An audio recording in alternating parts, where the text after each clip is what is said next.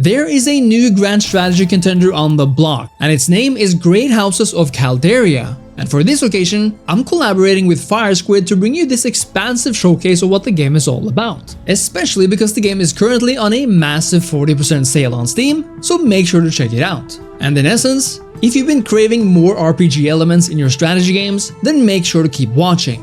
Great Houses of Calderia is all about the intrigue and political maneuvering between various feudal dynasties. And even though it's technically not taking place in a real-world place, it is inspired by the Mediterranean Renaissance, and this inspiration is evident throughout the entire game.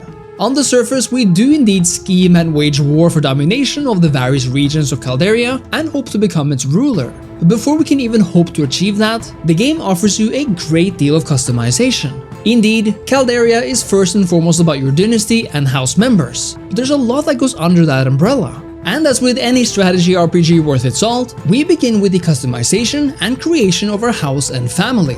Traditions are important to any would-be ruler, and the Houses of Calderia are no different. Traditions in this game are vital, since they pretty much give you an edge at the start of the game in your chosen field. So if you wish to focus population growth, happiness, warfare, or having the best spies around for that early game intrigue advantage, you best make sure to choose wisely.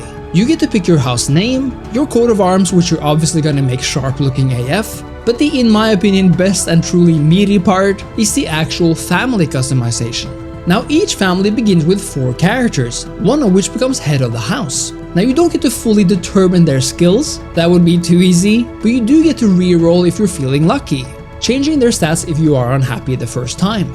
But let me introduce you to one of my favorite aspects of Great Houses of Calderia, namely this absolutely fantastic character creator. Now if you don't know, I am a massive fan of 2D character portraits. First and foremost because I think they look historically accurate, and importantly, serious and immersive. But what's particularly awesome about these portraits is that developer Resistance Games has gone to great lengths to allow you to tailor them in your own image. You see, this is a full-on character creator essentially, giving you a wide range of everything from face shapes and skin colors, to hairstyles, hair accessories, and even helmets, to various types of clothing and armor, and even the background image of your character portrait. Like seriously, this might just be the coolest and most innovative character creator in a strategy game I've ever seen, and I say that partially due to it all actually being in 2D. But just look at how delicious and beautiful it all looks. I love this tailoring, the sheer amount of choices we get in every aspect here. Since it's an RPG, you can even kind of choose to dress your character in a way that befits those traditions we talked about earlier. Meaning that if you should say, be a peacemaker, idealist, or a scholar, it would be very natural to choose from the finer garments at display here. But if I pick warriors, for example, putting on a heavy suit of armor might be the more appropriate choice. The same goes for the background itself here, beautifully drawn no matter whether you're going for a pure artsy color scheme or an actual landscape backdrop.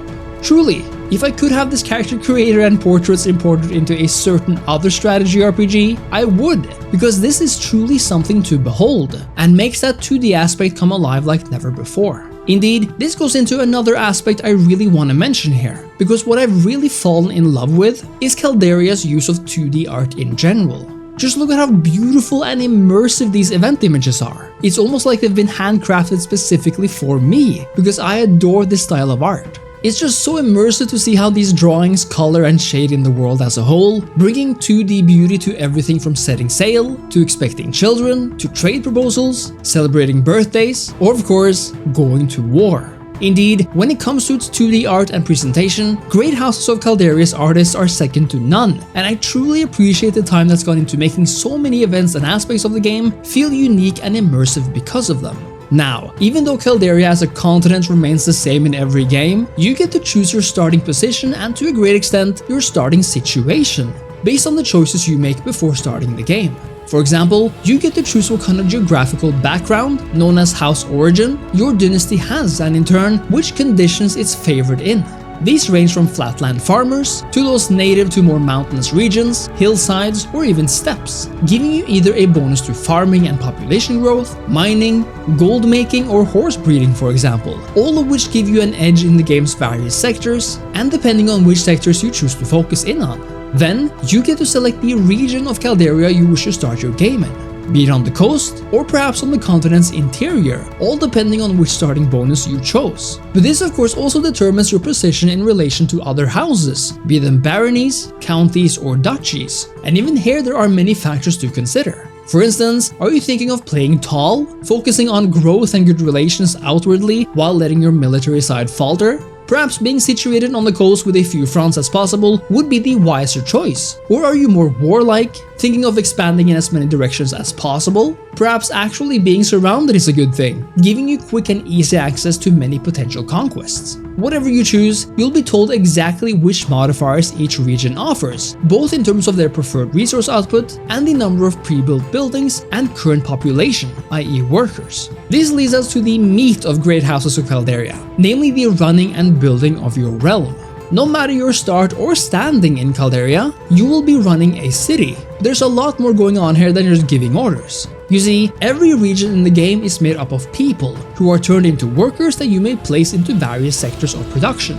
From your main keep to farming, keeping horses, studying philosophy and so on, you must make sure that your workers are optimally divided, even to the point of leaving entire sectors without workers when you need to.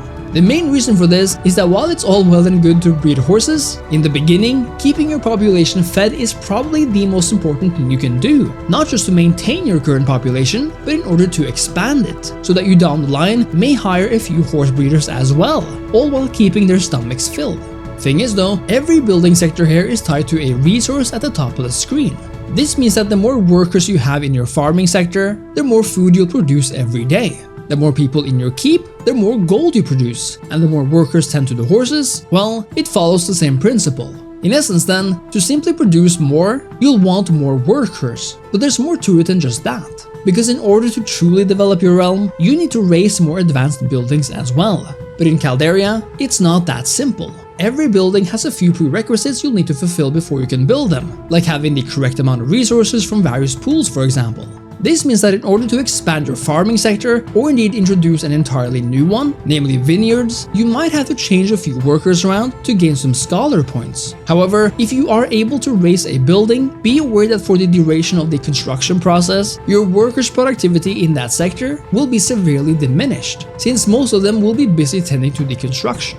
What's more is that workers in each sector come with their own values related to things like happiness, productivity, and even wages. These can all be influenced, however, by appointing a governor of that sector. And this leads us back to our house members. You see, house members have a number of possible tasks, and are for all intents and purposes the drivers of Calderia's ever-changing world. Internally, house members may first and foremost become governors of a city's various sectors, each member being able to oversee one sector at a time. This is important because based on the house member's skill, i.e. their aptitude in one of the game's 4 main traits, these being diplomacy, economy, intrigue, and military, including their personal character traits that define who they are or what they like, they will come to influence each sector in various ways, and may have positive or negative consequences on them. A positive consequence for you, the player, would be to increase the productivity of a sector by raising its daily output of goods, while for example also lowering the wages of the workers, leaving you with more gold in your purse when all is said and done. And obviously, a negative consequence would be the opposite. However, remember that system of worker attitudes we mentioned earlier? Well, you're actually able to determine their wages when certain conditions have been met. And a happier worker with higher wages will of course be good for society, just not necessarily for your purse. However, should you wish to force increased production in the short term, you are conversely able to increase worker output, but at the cost of happiness. So be aware of the negative consequence of your actions as well. But more than just being governors, your house members have the vital task of being your face and agents outwardly, your way to intra-Calderian relations and maneuvering. You see, nothing happens without a house member having had a hand in it in one way or another, and by either dragging a house member's portrait to the foreign city of your choice, or simply clicking on a city and then later choosing which house member to utilize by dragging them into the frame, we may perform one of several actions. Diplomacy is a vital part of Great Houses of Calderia, but the form of diplomatic interaction you take will have great consequences on your campaign. Divide and conquer is just as relevant and important a tactic here as ever, and finding out who your friends are is often good to do before determining who your enemies might be.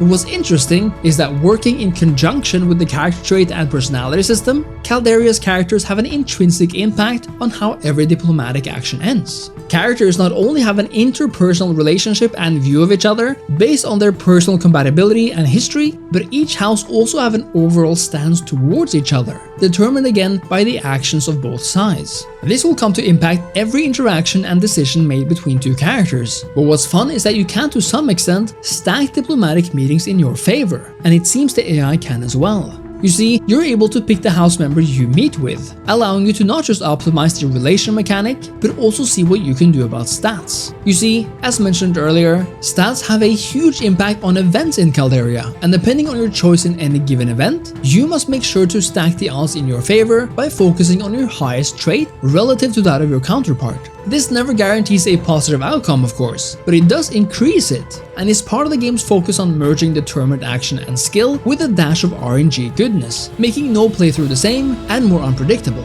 Diplomacy is mostly used for cementing good relations between factions, and in that vein, may also be used to enter political marriages and form stronger bonds that way. You see, your house members are people in their own right, having spouses, children, and other relationships like wards and squires, and marriage is a natural part of this era.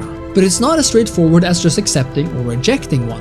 I love that marriage in Calderia is an entire process, having our two lovebirds actually follow through on a chain of events that determine whether they are a good match for each other or not. Even here, all those character traits I mentioned before stay relevant, and I had a really fun chain of events related to this actually. At first, my counterpart wasn't really interested in marriage, but by using superior intrigue, I was able to sway the initial meeting to become a favorable one. However, in order to even be able to have this meeting, my house member had to make the physical journey from my city to theirs. What I love is that you can actually see each and every character moving about this map in real time, and I think it's endearing that Calderia sticks to its 2D art style premise by now having them marked by a 2D model, but by their portrait, creating a consistent feel throughout. But the roads can be perilous, of course, with bandits roaming the countryside, or sudden unexpected taxes being attempted levied on you. You can of course mostly get out of any situation if you're lucky and your skills allow for it, but it goes to show that anything can happen.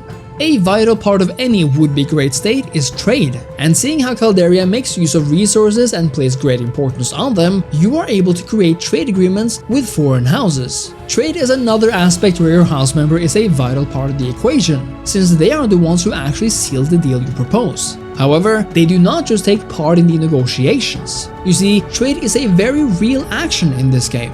Whatever you trade away is directly taken out of your resource pool and vice versa, but the house member you sent to finalize the deal with also establishes the trade route and sees to its maintenance, bringing home and sending out the resources over the course of weeks depending on the size and duration of the trade. Next up is intrigue and covert actions, a big part of intercourtly life. You must understand that much can happen in the shadows in this game, but it all begins with recruiting a spy.